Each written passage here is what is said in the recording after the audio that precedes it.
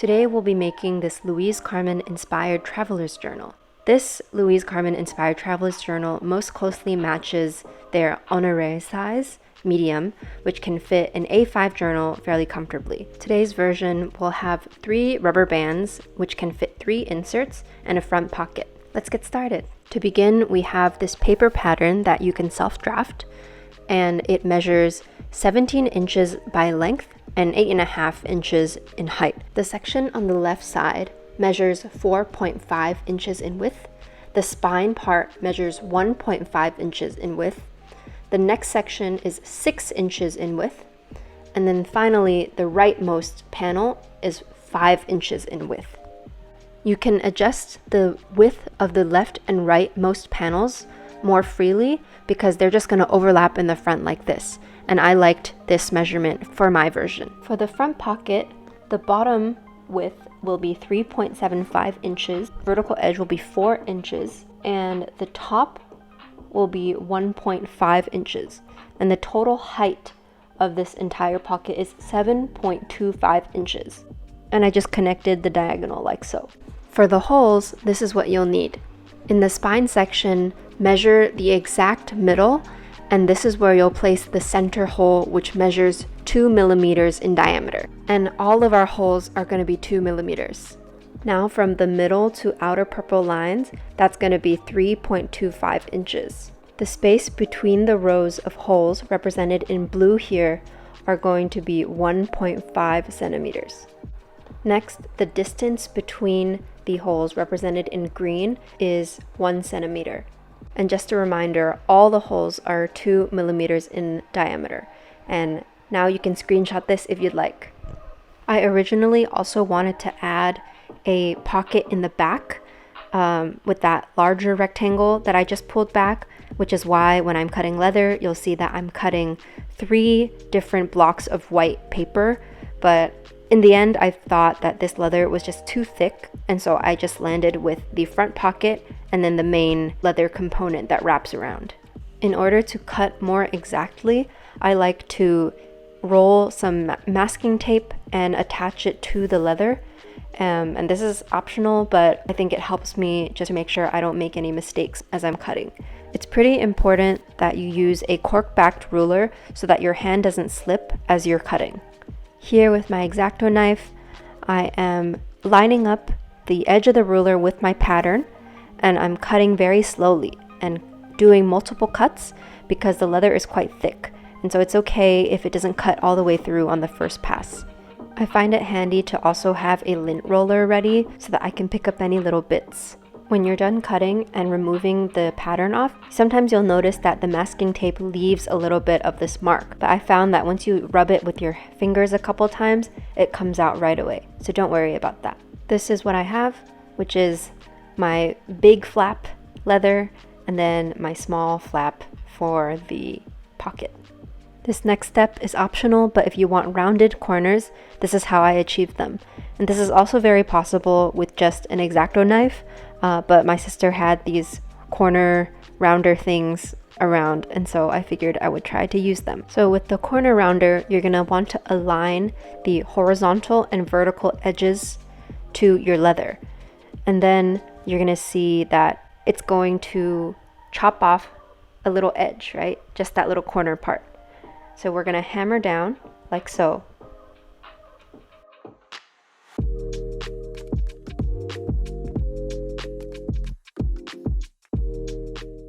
And we're left with something like this, where it's still hanging on by a couple layers of leather. And I'm going to go in with my x-acto knife to clean up and take that corner off.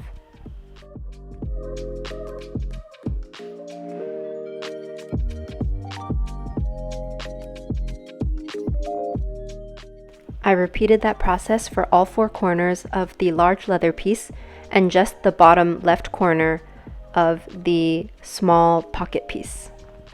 Before I drill any holes or add this pocket piece to the larger leather piece, I'm going to burnish the inside edges of this. And what that means is basically I'm going to polish it so that it's like a finished quote edge. So I have this rougher grit of sandpaper that I'm sanding the top and the right sides of this pocket.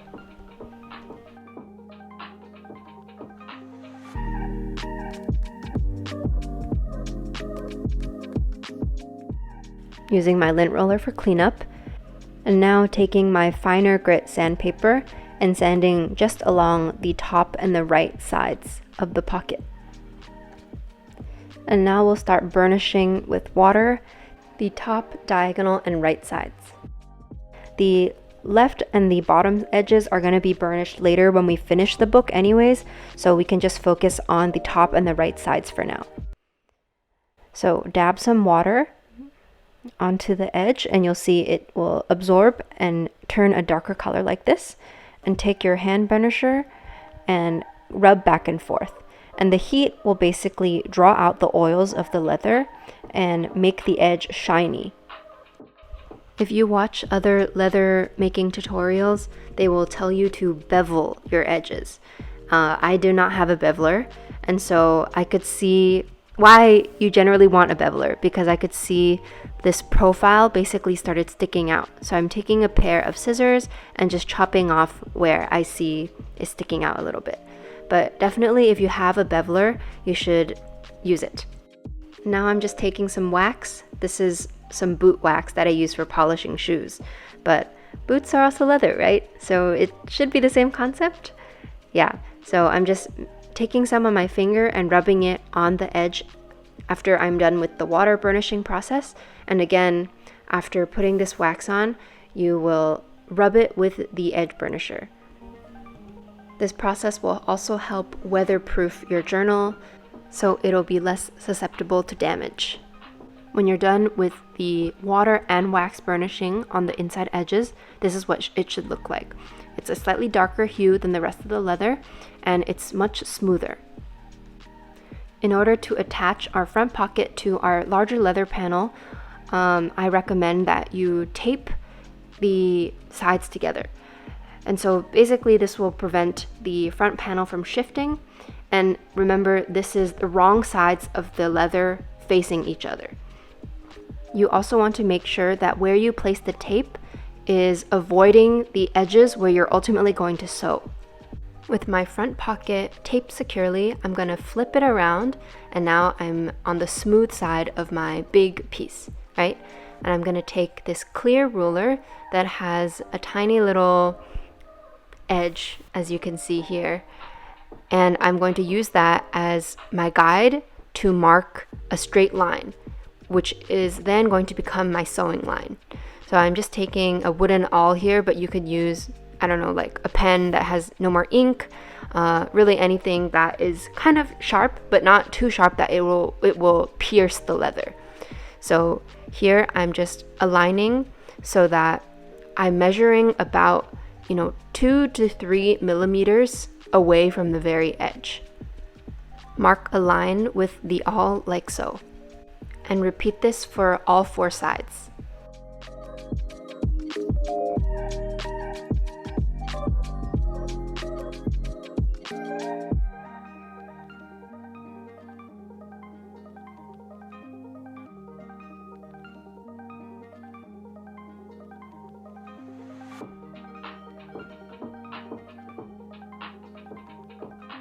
For the rounded corners, I kind of had to piecemeal it and just wing it.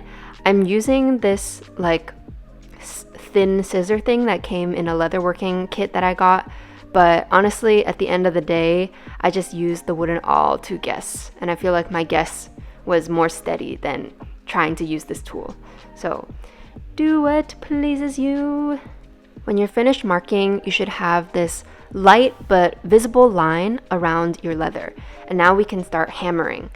So you're going to need this kind of multi-prong hole punch that is specific to leather, and it comes with a lot of different prong options.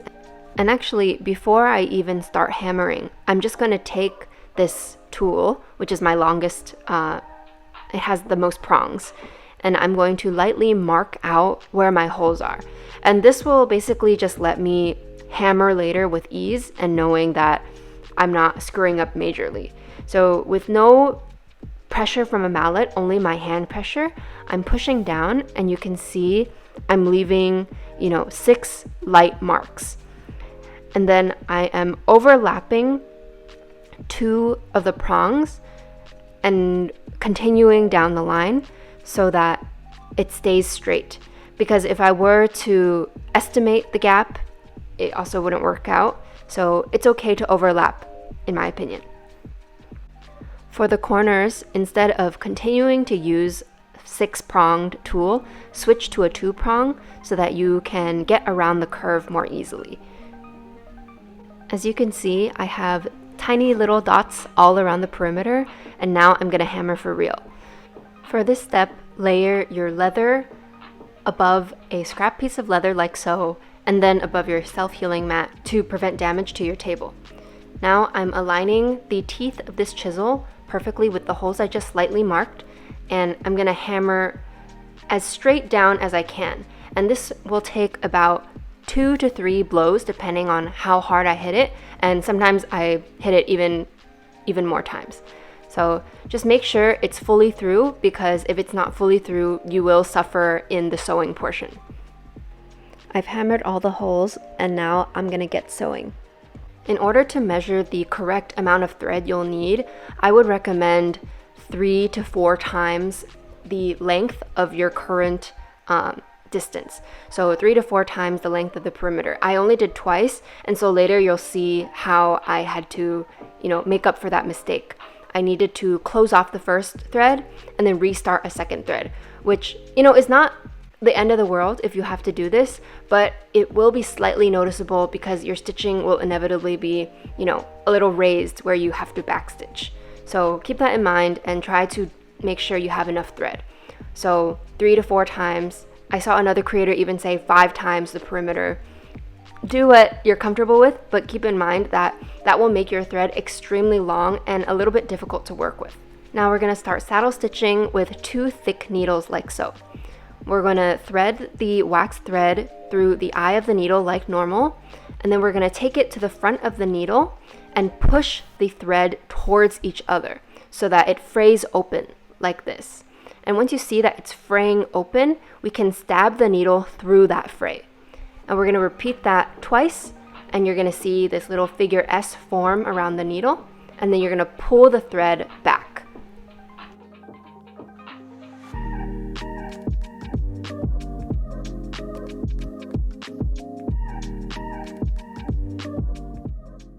Complete that on both sides, and then we'll start sewing. I decided to start my sewing at the bottom of the notebook, basically so that any imperfections could be hidden here, right? Because if the inserts are covering this portion most of the time, you're not going to see it, whereas if it's on the front flaps, it'll be more obvious. So thread your needle and find the center point of all that thread.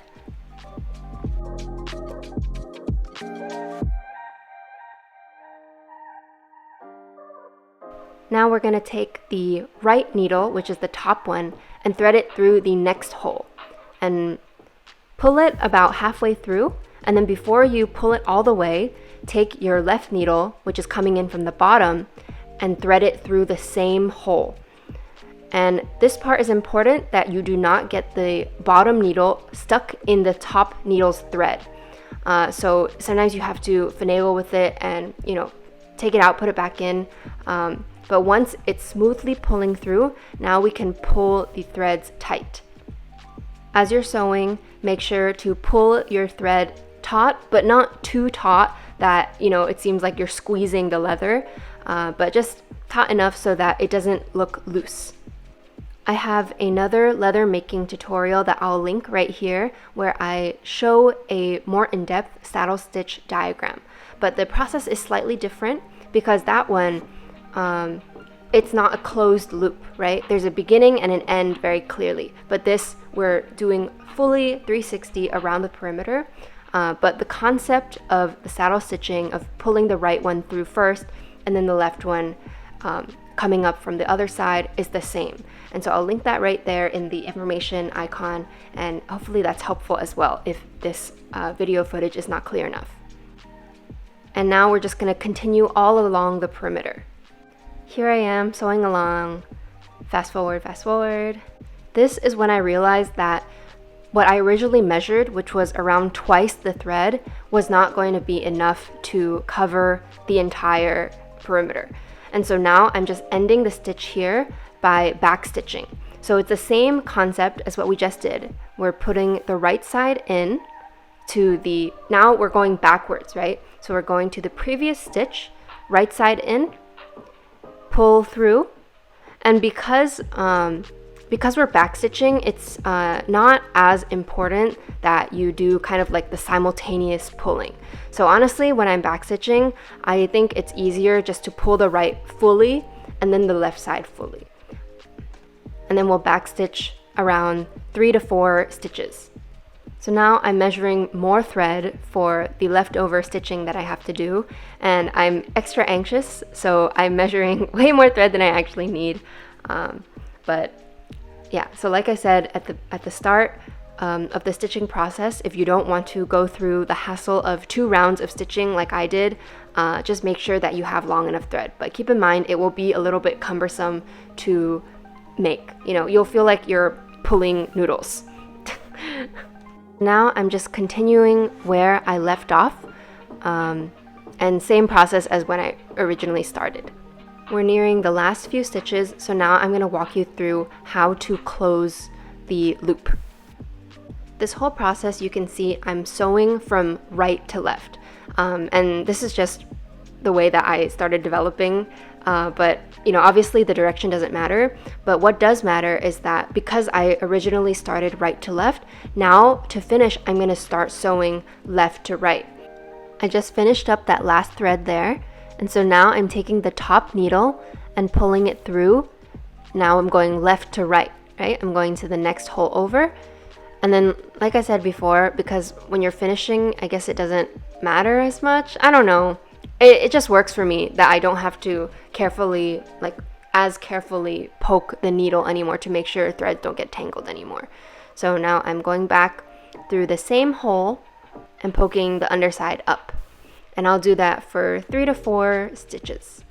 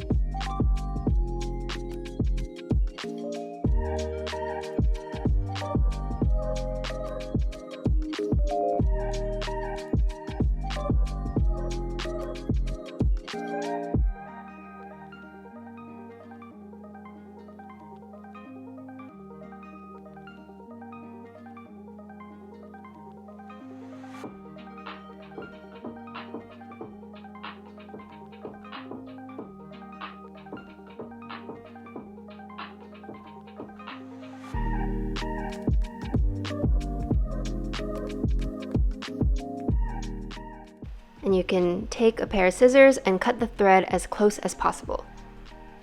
Now we need to work on the holes and adding grommets. With your leather sheet face up and your pattern also face up, we're going to poke through the paper pattern down into the leather with a wooden awl or something similar, just so that we can see where the positioning is.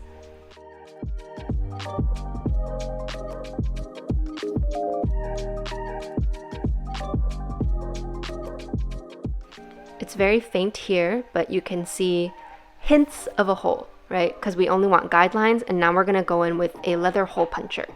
I got this 2mm grommet and hole punching set off Amazon, which I have linked in the description.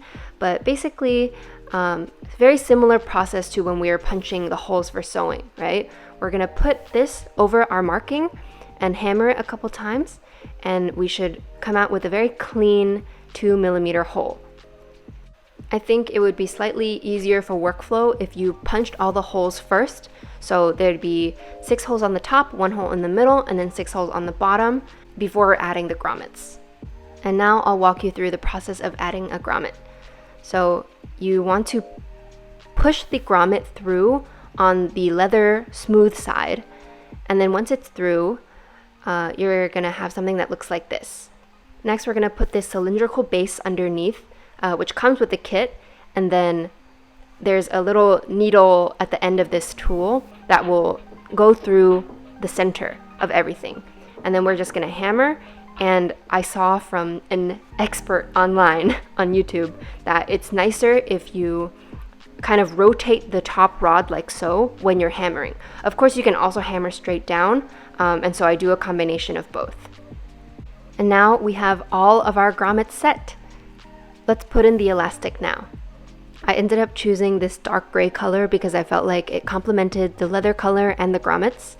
And so this is how we're going to be measuring. You're going to thread the elastic through each set of grommets like so.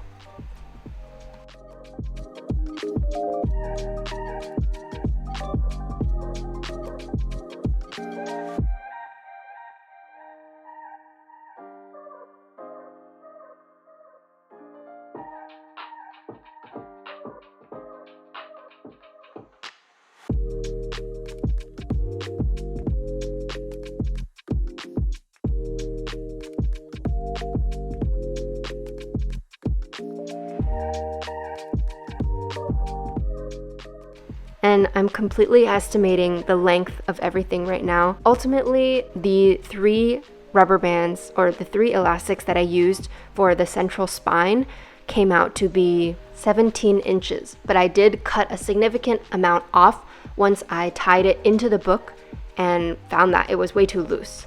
So it's really play by ear here. I also estimated how much I would need for the elastic that wraps all the way around the journal, and this came out to be around 19 inches, but I also shortened it quite a bit once I tied the knot. But yeah, just estimate it based on how fat you think you're gonna make your journal, and you'll be good to go.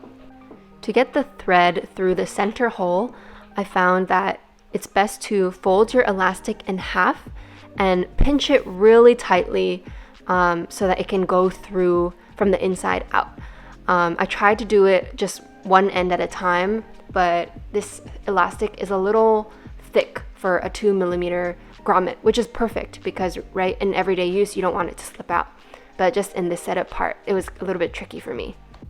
Once I got it through, I tied a simple slip knot and I tested the length to make sure I was happy with it.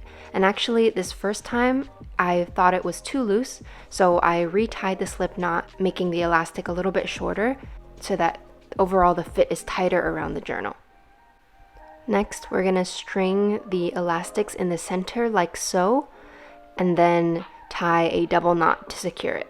And I decided to string all of them and tie first before I snipped off the excess length.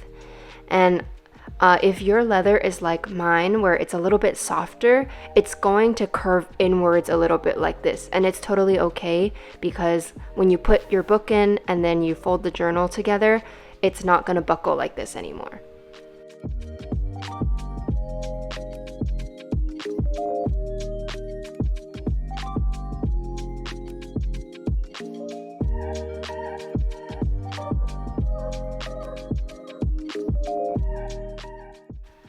So when I'm finished tying everything, I cut off the excess. This is what we have so far with the elastic around the outside, and when we pull it apart, we have this on the inside with the 3 rubber bands, and now we're going to burnish the edges all the way around the perimeter. Following a very similar process, we're going to dab some water and then run our edge burnisher tool along the wet portion.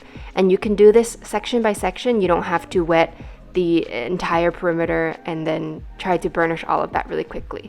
So yeah, I just did kind of a couple inches at a time, and this takes longer than you'd think. So put on a podcast or some music and, take your time. Just like before, when I finished with the water burnishing, I moved on to wax. And so similar process where I just rub the wax on and then I rub it with the burnisher. When you're done burnishing, you can put your inserts into the elastic bands in the center. So this is the buckling that I mentioned before, but it's not going to happen once you put in your inserts and fold the book closed. So I'm finding just the center of this insert, and this insert was actually handmade by my sister. It's just a letter size folded in half, so you can definitely hand make this. And this book that we just made can fit 3 inserts or more potentially if you are happy with layering up on a single elastic. So I'm just threading it through like so. And you're done. Now you have a beautiful journal that you can use to record your life, your travels, or anything else. Thank you so much for watching, and I'll see you in the next one.